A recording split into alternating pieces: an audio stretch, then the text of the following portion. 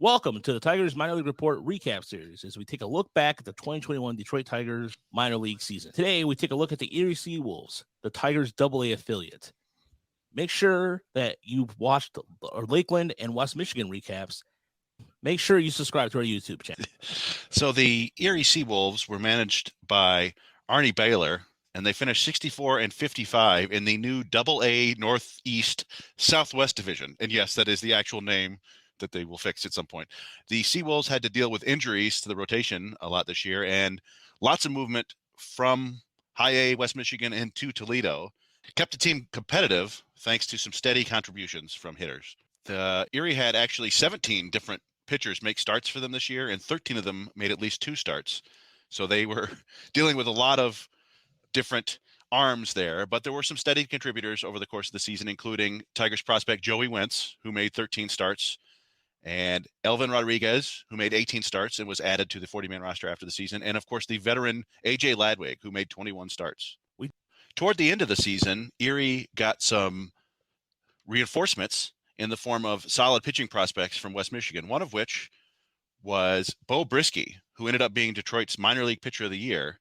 He graduated out of West Michigan after dominating, and in his outings in Erie, he put up a 2.66 ERA in 8 starts over 44 innings. Garrett Hill, who was called up after making 13 starts in West Michigan and had an impressive FIP of 2.48, or with a K per 9 11.4, made 4 starts for the SeaWolves.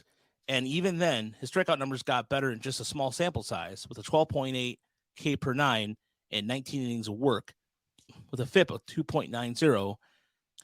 The other midseason acquisition that was vital for the SeaWolves what came in form of a trade, as the Tigers acquired Rhys Olsen from the Brewers in exchange for Daniel Norris.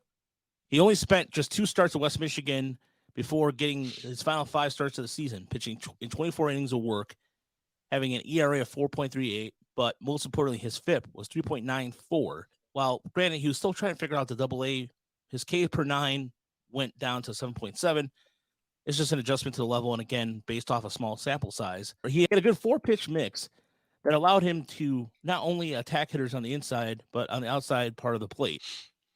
Now, switching over to the offensive side of things, Erie had a nice mix of veterans and prospects, and as it happens in the minor leagues, when one wave of prospects moved on, another wave moved up. To begin the year, they had veterans like Jacob Robson, Yariel Gonzalez, and Josh Lester in the lineup.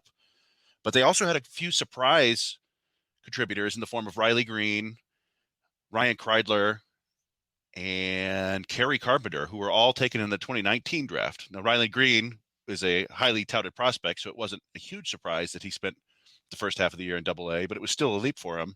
But Kreidler and Carpenter were surprising, and they both held their own. 2 unexpected bats also contributed in the form of John Valenti and Eric De La Rosa. Eric De La Rosa was a surprise because he started the season down in Lakeland and finally made his way up to Erie by the time the season was over, playing in 29 games.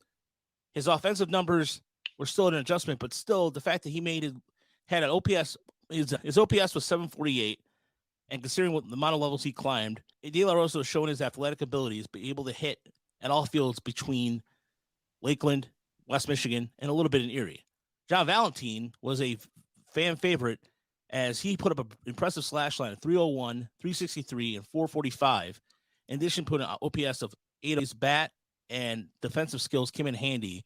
He was able to play any position that the SeaWolves put him in. The SeaWolves got similar contributions from Andrew Navigato, another 2019 draft pick in the 21st round, I believe, or at least in the 20s, who played infield, outfield, everywhere they needed him. And we did see some other prospects, a couple from the 2020 draft come up. Daniel Cabrera and Dylan Dingler were both promoted. Dingler earlier than Cabrera, and Dingler got off to a hot start, but then really hit the skids, partially perhaps because of a broken finger. And Cabrera didn't really get a chance to get established with just 71 plate appearances, but it was nice to see some prospects moving quickly. And of course, Andre Lipsius, a 2019 draft pick, was graduated to Erie very early in the season after tearing up West Michigan for a few weeks. And recently, Chris, correct me if I'm wrong, you made him he was in the Tool Hit series you just posted on Motor City Bengals. I did, yes. Lipsius made the honorable mention for the hit tool because he's just a quality, well-rounded offensive player. and he was able to play multiple positions. Yes. The biggest surprise of them all, and I think it's fair to say, was Ryan Kreidler, who, again, started the season in an aggressive assignment because the last time we saw him was in short A ball in Connecticut. But thanks to some swing mechanic changes, instead of swinging for contact, he swung for power. Kreidler hit 15 home runs and drove in 38 with 15 doubles. He played a solid defensive glove, primarily at shortstop, and was key to the Erie's defense. But one of the concerns is his strikeout rate, as it was near 30% in Erie, where he spent the majority of the time, over 380 plate appearances. One thing we can address, though, when he moved up to Toledo, that strikeout rate actually got better. But that's another recap for another day. I guess we should finish up talking about Spencer Torkelson, who did get promoted to Erie in the middle of the season and handled Double-A pretty well, I would say. He ended up hitting 263, 373, 560 for an OPS plus of 148.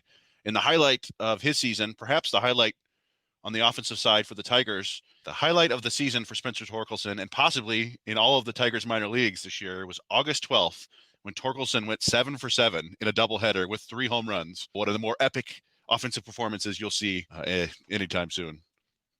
And congratulations to the Erie SeaWolves, who won 2 MILB Golden Bobblehead Awards for their promotion on Wonders Night, UPMC Park. And if you wonder what Wonders means, it's from the movie That Thing You Do. The fictional band was from Erie, at Erie for the promotion. Also, congratulations to Greg Coleman, who won MILB Executive of the Year in addition to the 2 awards.